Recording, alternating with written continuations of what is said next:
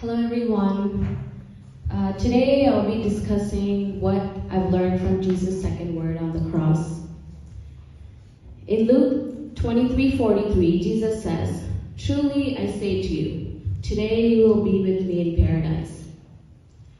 So when I was younger, I used to have a coworker, and sometimes we used to discuss our family matters and our personal lives outside of work.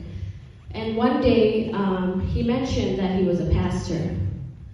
And I was shocked because the way he appeared didn't give me the pastor vibes. I mean, I always assumed a pastor is someone who should wear a big cross around their neck or hold the Bible everywhere they go or speak softly and many other stereotypes that kind of runs in my mind. This pastor, however, had tattoos all over his arms. He used to be a smoker. He had multiple wives and children. So I always assume if you're a Christian, you are just look a certain way, or you cannot be different from the norms. As for me, I went to church, Sunday school regularly ever since I was a child. I learned about Jesus and his miracles. Born into a Christian family. Like many, I assume because I was born into a Christianity, I have the salvation and eternal life. But as we Christians, we forget to ask important questions. What are the requirements for salvation and the eternal life? Who were eligible to go to the paradise?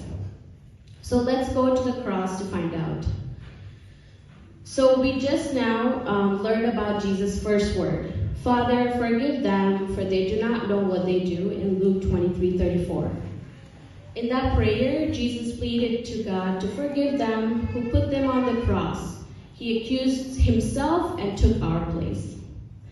Now, Jesus has been mocked several times by whether it was the people, the rulers, the soldiers, and the thieves. In verse 35 to 39, people and rulers mocked Jesus, saying, he saved others, let him save himself, if he's really the God's Messiah, the chosen one. We see that the soldiers even offered him wine vinegar and mocked, saying, if he is the Christ, let him save himself.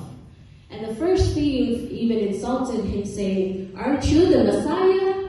Why don't you save yourself and save us?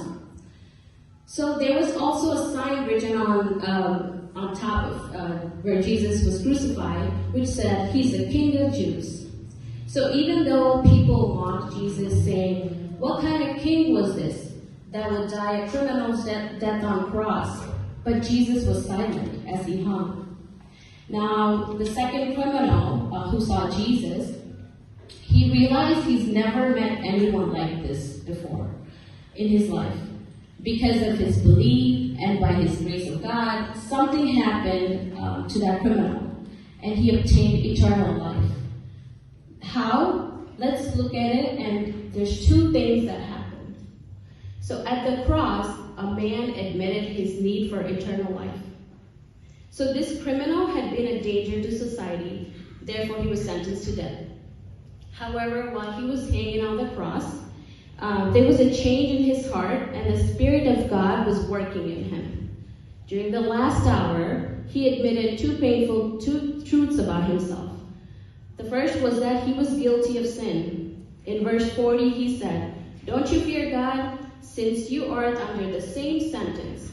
In verse 41, he said, we are punished justly, for we are getting what our deeds deserve. But this man has done nothing wrong.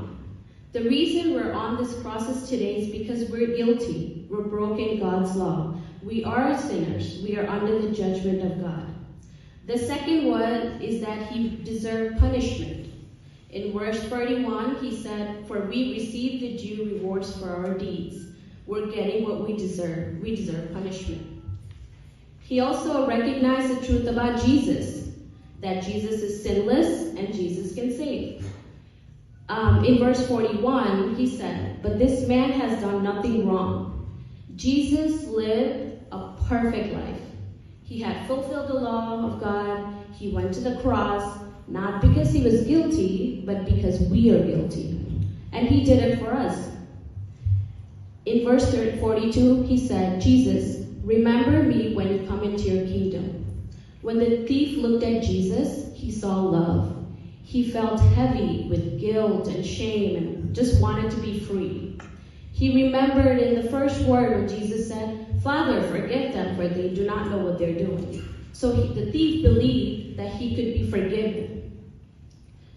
So in order for us to have eternal life, we must do exactly like what the second thief did. First, we must examine ourselves. We are sinners.